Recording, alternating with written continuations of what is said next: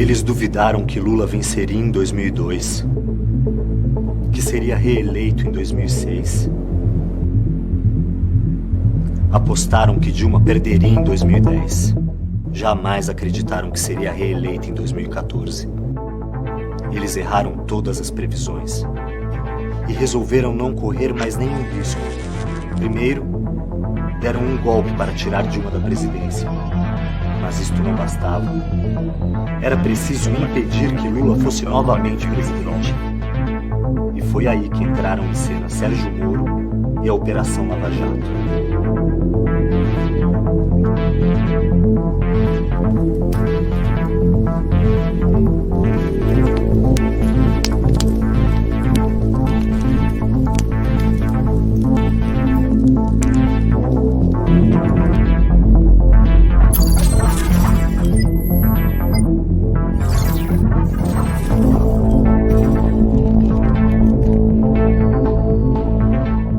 Num julgamento padrão, um lado investiga e, se existir um crime, acusa. Aí o outro lado defende. E o juiz julga, mas contra Lula, a acusação e o juiz trabalharam juntos para inventar um crime e condenar o inocente. Como não havia provas, foi necessário contar com a cumplicidade de setores do sistema judiciário e da mídia e construir uma farsa que tivesse a aparência de legalidade. Fizeram, então, uma devassa na vida de Lula, com a abertura de uma série de investigações. Lula já foi inocentado em 7 delas e condenado em apenas 2 processos, o do sítio de Atibaia e o do triplex do Guarujá, ambos conduzidos por Moro e Dallagnol em Curitiba. Procurador da República Deltan Dallagnol, coordenador da Força-Tarefa da Operação Lava Jato. Denúncia do Lula sendo protocolada em breve, denúncia do Cabral será protocolada amanhã. Juiz Federal Sérgio Moro. Um bom dia, afinal. É verdade que a família de Lula cogitou comprar um apartamento no Guarujá construído pela OAS. É verdade também que a Odebrecht reformou o sítio de um amigo da família em Atibaia antes mesmo que Lula conhecesse o local. Mas havia crime nisso? Havia ilegalidade, desvio de dinheiro público ou alguma ação errada de Lula? Nenhum crime, nenhuma ilegalidade. Mas Moro e a Lava Jato usaram esses fatos para montar uma falsa conexão do ex-presidente com um esquema criminoso nos contratos da Petrobras. Em conluio, juiz e promotores combinaram seus passos, numa conspiração que foi permanentemente denunciada pela defesa de Lula. Mais tarde, a série de reportagens Vaza Jato revelaria trocas de mensagens explosivas entre Moro e os procuradores. A defesa do ex-presidente conseguiu no Supremo Tribunal Federal autorização para acessar essas conversas criminosas. Diálogos que provam a farsa das condenações de Lula e as conexões por baixo dos panos com agentes dos Estados Unidos. Ou nós estamos diante de uma obra ficcional fantástica que merece o Nobel de Literatura? Ou nós estamos diante de um caso extravagante que este colunista do New York Times tem razão de dizer. É o maior escândalo judicial da história da humanidade. Nas mãos de Moro e da Lava Jato, as sentenças contra Lula já estavam prontas e os processos eram meras formalidades.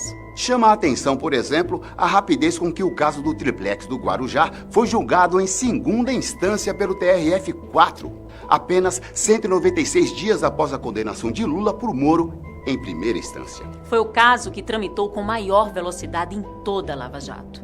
Para se ter ideia, o relator levou apenas 36 dias para emitir seu parecer sobre um processo de 250 mil páginas. Seria necessário ter lido 6.900 páginas por dia, 289 por hora, 5 páginas por minuto, sem parar. E o juiz revisor fez a correção do material em apenas 6 dias. Lawfare, a guerra jurídica. Já nos seus primeiros movimentos, sempre com muito espetáculo, poucas provas e desapreço pelo processo judicial, a Lava Jato foi considerada um dos mais graves casos de lawfare já vistos. Neste tipo de guerra, ataca-se o inimigo por meio da justiça, com um grande número de acusações para inviabilizar a defesa jurídica. Em paralelo, Manipula-se a opinião pública a partir da imprensa para construir a sensação de culpa do acusado, gerando pressão social para condená-lo, mesmo que não haja provas. Desconstrução pela imprensa. A chamada grande imprensa comprou, sem ressalvas, as pautas vindas de Curitiba e se tornou porta-voz de Sérgio Moro e sua turma. Nas trocas de mensagens, é possível ver como a Lava Jato construía as suas ações preocupada com a repercussão que teriam no noticiário. Dallagnol. Caros, esqueci de contar algo importante.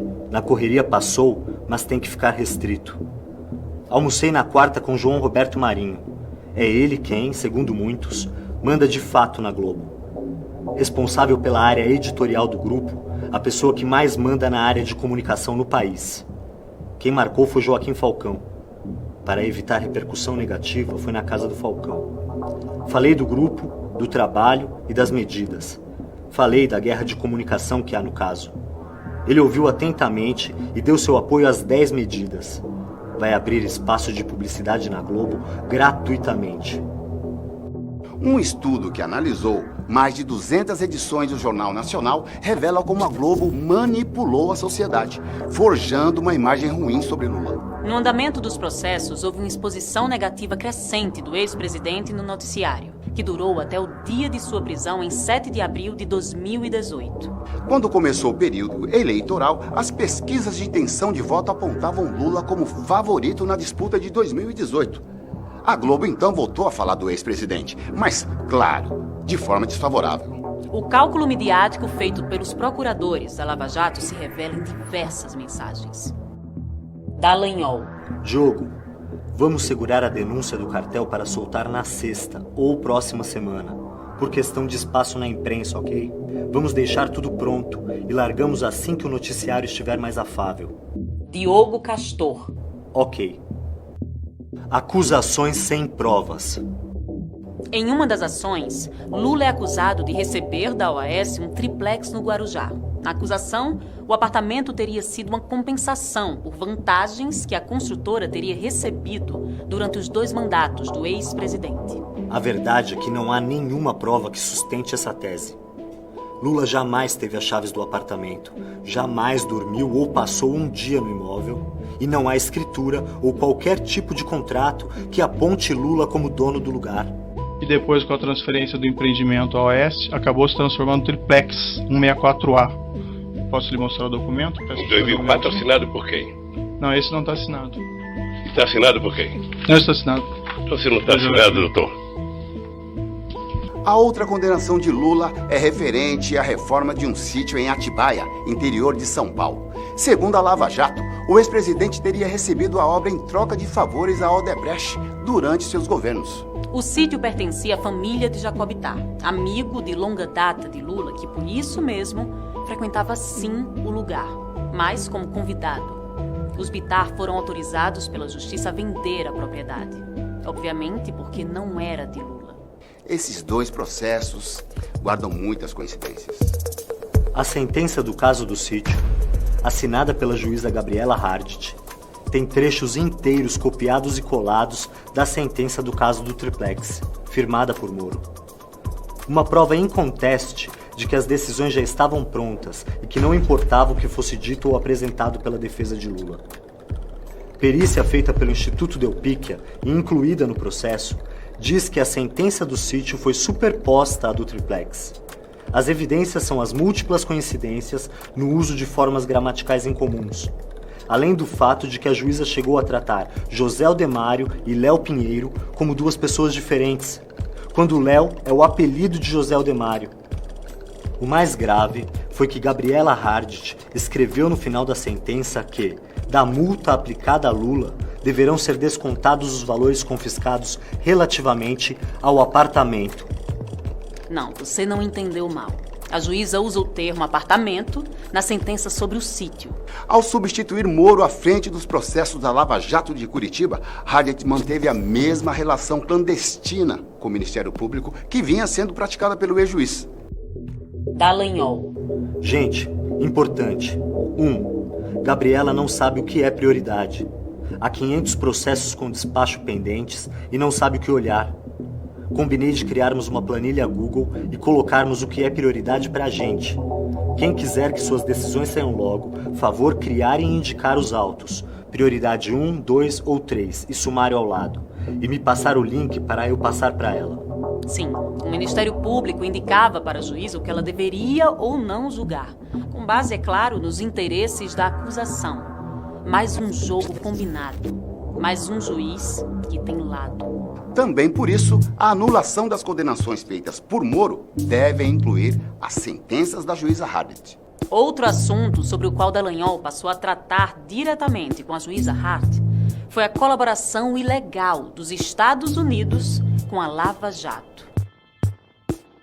Dallagnol. Gabriela não sabe as informações sigilosas.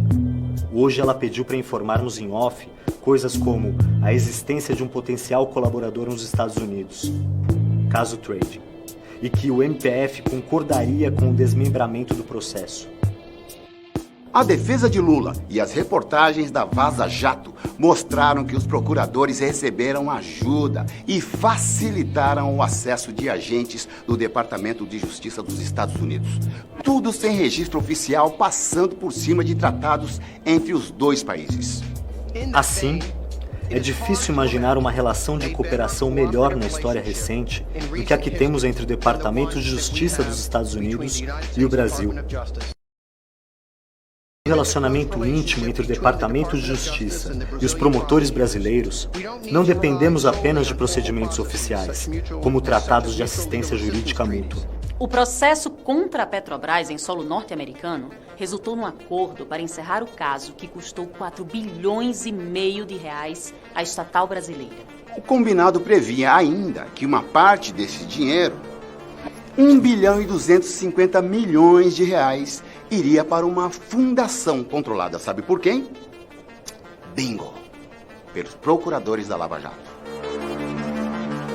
Delação armada de Léo Pinheiro. Outra coincidência. Nos casos do sítio e do triplex, as acusações contra Lula são baseadas em depoimentos de testemunhas que tinham muito interesse em dizer aquilo que o Ministério Público queria ouvir. Em troca de suas revelações, recebiam benefícios como a redução de pena e o direito à prisão domiciliar. Um exemplo claro de como essas delações eram construídas é o caso de Léo Pinheiro, ex-presidente da construtora OAS. Condenado em primeira instância a 16 anos de prisão, ele aguardava em liberdade recurso do seu caso no TRF4, mas temia perder e ser preso. Léo Pinheiro já havia dado 2 depoimentos para a Lava Jato. E nenhum deles incriminou Lula. Mas os procuradores não estavam satisfeitos. O procurador Roberson Pozzobon revelou os bastidores de como a armação em torno do depoimento de Léo Pinheiro foi construída. Roberson Pozzobon. Na última reunião, dissemos que eles precisariam melhorar consideravelmente os anexos. Eles falaram que melhorariam e os trariam hoje. Como prometido, Léo Pinheiro melhorou sua versão. Ao incriminar Lula, obteve 70% de redução de sua pena, passando de 16 para 3 anos e meio de prisão e trocando o regime fechado pelo semiaberto. Essa delação serviu ainda para garantir que Moro mantivesse sob seu comando os processos contra Lula por uma simples menção de Léo Pinheiro a contratos aleatórios da Petrobras. E pasmem, o próprio Moro reconheceu em sua sentença que Lula não se beneficiou dos desvios da Petrobras. É por isso que Deltan Dallagnol estava tão preocupado em dar ares de normalidade para o depoimento de Léo Pinheiro. Dallagnol. Caros, acordo do OAS. É um ponto pensar no timing do acordo com o Léo Pinheiro. Não pode parecer um prêmio pela condenação do Lula. Dallagnol. Fiquei aqui pensando e acho que a defesa de Lula vai cair matando se fizermos agora o acordo com a OAS. Ainda mais quando sair o pedido de absolvição a cargo de Ivan Marques, procurador, dizendo que Lula está sendo indevidamente utilizado para se obter acordos indevidos. A delação premiada de Léo Pinheiro era a única tábua de salvação a qual o Ministério Público poderia se agarrar. As outras testemunhas-chave nos processos da Lava Jato negavam categoricamente que o Lula tivesse cometido qualquer crime, para o desespero de Moro e sua turma. Algum outro agente político de que o senhor se lembra? Que o senhor tenha tratado sobre este assunto nesse período? Não, senhor. Portanto, tampouco com o senhor Luiz Inácio Lula da Silva? Jamais, nem eu conheço. O senhor teve por essas fontes alguma informação de que havia pagamento de propina, ou promessa de propina, ou solicitação de propina por parte do então presidente da República, o senhor Luiz Inácio Lula da Silva? Não, isso eu nunca ouvi. Vossa Senhoria tem conhecimento, e se tem conhecimento nesse caso, eu vou querer que o senhor explique como tem conhecimento, que o ex-presidente Lula solicitou vantagem indevida em razão do cargo. Não tenho esse conhecimento. Muito bem. Eu nunca tive intimidade com o presidente da República, o presidente Lula. Primeiro que eu nunca tive nenhuma reunião, eu só com o presidente Lula. Como falei, sempre tive reuniões com participação dos presidentes da Petrobras ou da diretoria da Petrobras.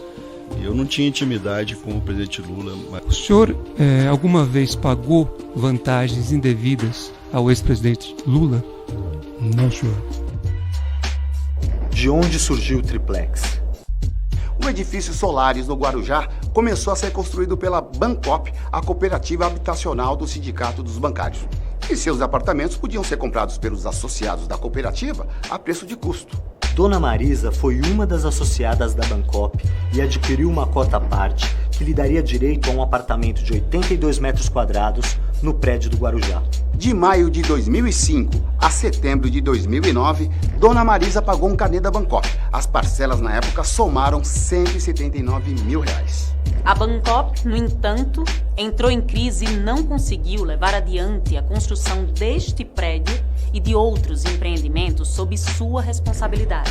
A OAS assumiu parte dos edifícios, incluindo o prédio do Guarujá. Esta transferência foi homologada pela Justiça com a participação e o aval do Ministério Público de São Paulo. A todos os compradores, inclusive Dona Marisa, foi dada a opção de resgatar o investimento ou usar o crédito como parte do pagamento de um imóvel da construtora. A unidade de preferência de Dona Marisa no Solares não estava mais disponível. Foi aí que Léo Pinheiro entrou no circuito tentando vender para Lula e a ex-primeira-dama o famoso triplex. O senhor ex-presidente esteve em visita no apartamento triplex 164A, condomínio Solares? Tive em 2014. Quantas vezes o senhor esteve no local? Uma vez. O senhor pode me descrever as circunstâncias, o motivo dessa visita? Não, o Léo esteve, ele inclusive já disse aqui também, o Léo esteve lá no escritório dizendo que o apartamento tinha sido vendido e que ele tinha, acho que mais um apartamento dos normais e o triplex. Eu fui lá ver o apartamento.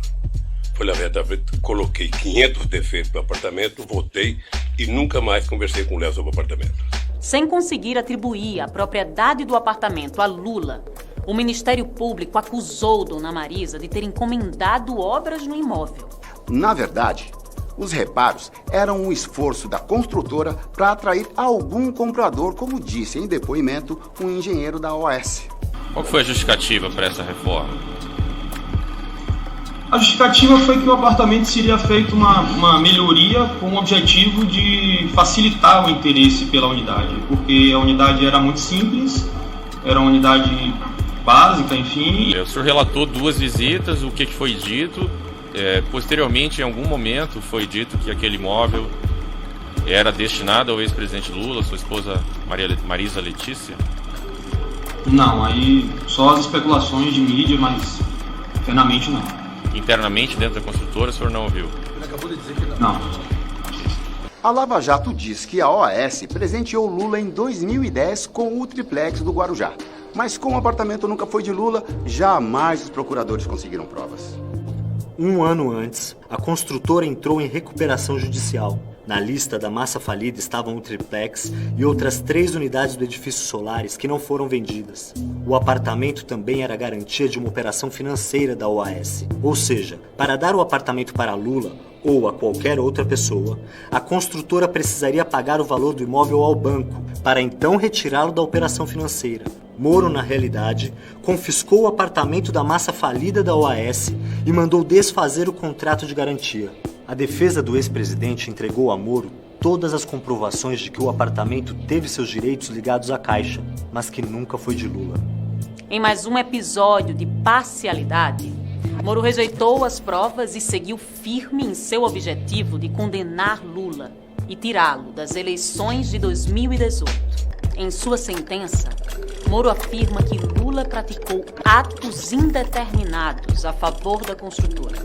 Ou seja, nem Moro nem o Ministério Público souberam dizer o que Lula teria feito para beneficiar a OAS. Em 2019, a Justiça reconheceu que a família de Lula tinha pago as prestações, não recebeu nenhum apartamento e determinou a devolução do investimento. A farsa do sítio de Atibaia.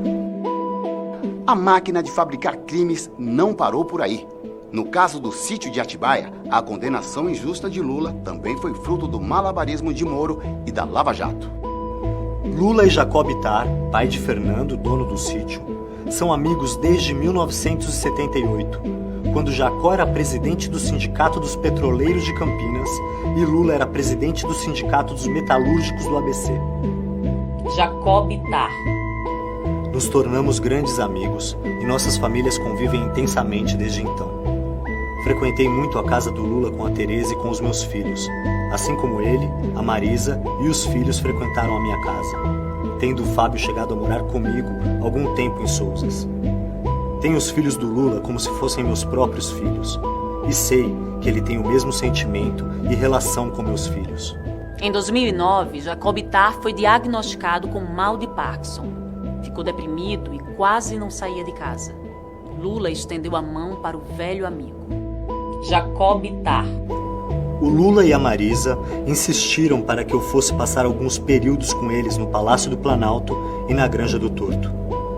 Cheguei a ficar alguns meses por lá e a Marisa foi muito dedicada em me ajudar. Ela cuidou da minha medicação pessoalmente e sempre tentou me animar. Jogávamos baralho e, após algum tempo, caminhávamos juntos. Por causa do quadro de depressão que tive e do mal de Parkinson, passei a não querer ficar muito tempo sozinho. Os Bittar decidiram, então, comprar um sítio para reunir a família e amigos próximos. O sítio de Atibaia foi comprado em 2010 com o dinheiro que Jacó recebeu de uma indenização. As famílias de Lula e Bittar passaram juntas o Réveillon de 2010 para 2011 no Forte dos Andradas, litoral de São Paulo. De lá, todos seguiram para o sítio. A partir daí, as duas famílias começaram a se reunir com bastante frequência na propriedade de Bittar. Lula, já ex-presidente, era convidado de honra. Senhor ex-presidente, o senhor tomou conhecimento que o Boulay efetuou as obras no sítio, no Atibaia? Não. Não tomou em hora, em nenhum momento? Não. Mas com relação à reforma da Odebrecht, que segundo eles foi 700 mil, o senhor não sabe dizer nada? Eu não sei porque eu nunca discuti e ninguém tinha obrigação de discutir comigo, nem sítio, nem obra. E que quando eu conheci o sítio, já foi no dia 15 de janeiro de 2011, sabe, que não tinha mais obra para fazer. A Lava Jato nasceu em 2014 com a promessa de ser a maior operação de combate à corrupção e lavagem de dinheiro do Brasil. No estalar de dedos, juízes e promotores passaram a ser tratados como heróis nacionais. Mas a euforia baseada numa farsa não duraria para sempre. Em 2019, o escândalo da Vaza Jato escancarou aquilo que já se sabia. Moro e a turma de Curitiba tinham mais vocação para vilão do que para herói. Em mensagens trocadas pelo celular, eles conspiravam e atropelavam qualquer regra jurídica para alcançar o maior de seus objetivos: prender Lula. E quando esse dia chegou, eles vibraram. Dallagnol. Meu caneco, não dá nem para acreditar. Melhor esperar acontecer. A Lava Jato cumpria então a sua principal missão. Em 7 de abril de 2018, tinha início a mais longa prisão política de Lula. A verdade sobre suas condenações só viria à tona com Bolsonaro já eleito e Moro ministro. E o barco da Lava Jato começou a afundar. Em fevereiro de 2021, foi anunciado oficialmente o fim melancólico da operação. Mas os efeitos devastadores dos crimes cometidos por Moro e seus comparsas permanecem. Eu sou refém da maior mentira contada nesse país. E graças a Deus estamos conseguindo provar exatamente o contrário. Quem é ladrão é quem estava me acusando de ladrão. Quem fez uma quadrilha foram as pessoas que disseram que eu era chefe de uma quadrilha. Lula ficou preso 580 dias. Tudo o que Lula sempre pediu foi o direito de ter um julgamento justo, isento e imparcial. Mas Moro encarava Lula como um inimigo a ser abatido. Infelizmente, não estava sozinho. Outros setores do sistema de justiça, incluindo alguns ministros das cortes superiores, foram seus cúmplices. Em 8 de março de 2021, com atraso de 5 anos, o STF anulou os processos contra Lula em Curitiba e reconheceu que Moro não tinha competência para julgar o ex-presidente. Com a decisão, Lula recuperou seus direitos políticos. Mas isso não é suficiente.